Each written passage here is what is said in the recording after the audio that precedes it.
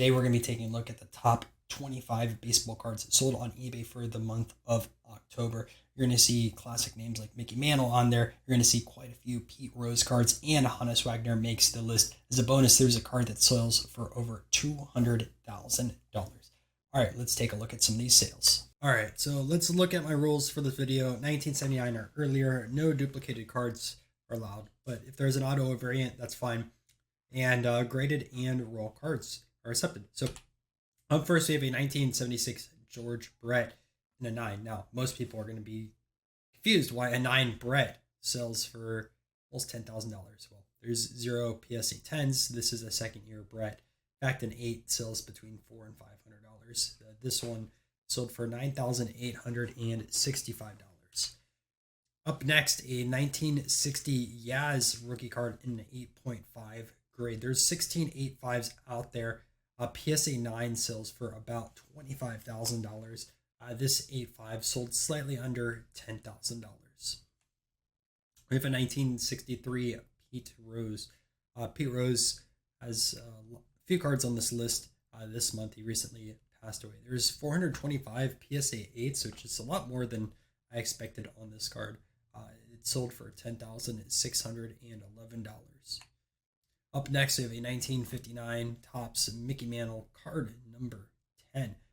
There will be another 59 Mantle a little bit later in the episode, but there's 328 of these in a grade, 44 that are graded higher that have no qualifier. This copy sold for $10,900. We have a 1975 Yaz and Cepeda duel over here, Hall of Famers. It's a pop 1 in a PSA 10, and it sold for $11,000. And just to show you the price gap between a 9 and a 10, the 9 sells for about $150. All right, 1975 Topps Mini. The minis are pretty tough. It's believed to be a regional issue. There's 37 of these in a PSA 9 grade with no PSA 10s. The sold price on this is close to $12,000. Just to give you guys a little bit more context on why this is so expensive, there is no PSA 10s. We have a 1956 grayback of Roberto Clemente. The grayback is the tougher one for Clemente to find, about half the pop. I think there was like 5,000 white and 2,500 graybacks. There's 68 PSA 8s in the grayback, and this sold for $12,000. And the number 18 spot, we have a 1952 Jackie Robinson. And his first Topps card. Honestly, this has great eye appeal for that 4 grade. It looks a lot nicer than some of the 5s I've seen in older labels. This one sold for $12,100. 1969 Reggie Jackson in an 8.5 grade. This sold for $15,500. Another rookie in 8.5. You don't see those that often in these episodes. There's a big price jump into the 9s. The 9s sell between $70,000 and $100,000. 1954 Hank Aaron, one of his 2 rookie cards that year. This SGC 7 sold for $17,000. Front of this card looks very clean. In the number 15 spot, we have a 1949 Leaf Jackie Robinson with a BVG. I don't know if I agree with this technical grade of a 5. Regardless, sold for $17,603. Most people call it a rookie, but Jackie has earlier cards. 1958 Roger Maris rookie card. There's only 36 PSA 9s out there with no PSA 10s. Then there's also a big price jump between the 8s and the 9s. An 8 sells for about $2,500. This 9 sold for $17,750. Number 13 Willie Mays. His cards are still pretty strong after his passing. This 6 sold close to $18,000. Here's our other 59 Topps Mickey Mantle. This is the Sporting News later issued within the set. There's 41 9s out there. There's 2 PSA 10s. This 9 sold for $18,000. It is an old label. Someone just got it reslabbed. Number 11, we have a 1933 Gaudy Ruth. This is card 144, which is technically a double print within the set. That's going to be famous for the Lajoie, which it's hard to classify if it's really a 33, 34. They've reprinted it for the 33 set, but as a 34 design. But regardless, this card is the reason why you have the one missing card in the 33 Gaudi set, unless you count the Lajoy.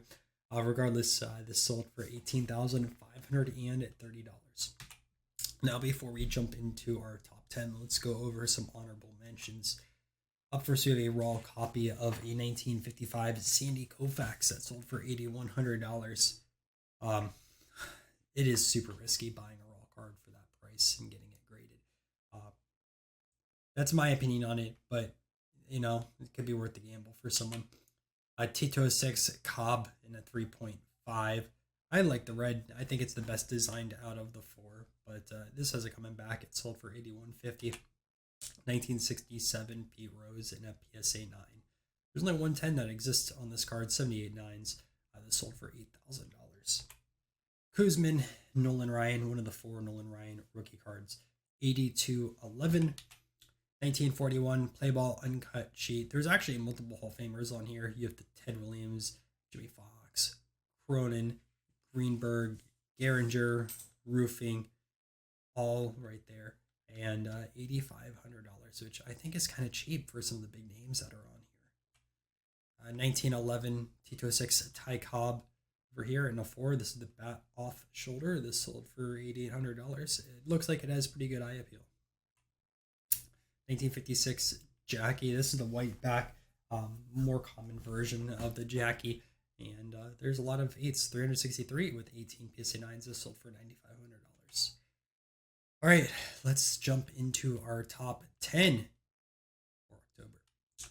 Up first, we have the Tip Top Bread Honus Wagner. Same image as the T206 Wagner. The SGC 4 actually sold at Golden in October, and that one sold for $124,000. Incredible price. A 1951 Bowman Mickey Mantle in a 5 that sold close to $23,000. 1939 Play Ball Ted Williams rookie card. He has 3 different Play Ball variants on this card. I want to get the sample one day in my collection, but those are really tough to find. This one sold for $26,000 in a 7.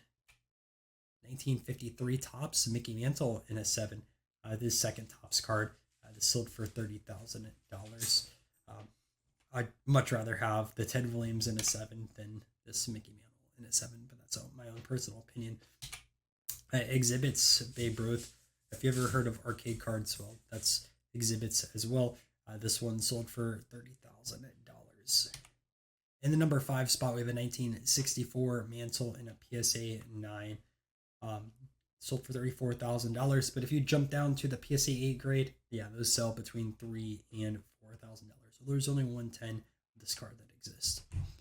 In the number 4 spot, we have a 1949 Leaf Satchel Page short print. This has honestly pretty great eye appeal for a 3 in my opinion. I know there's some printing spots, but that's kind of common for these Leaf cards. And this sold for about $35,000.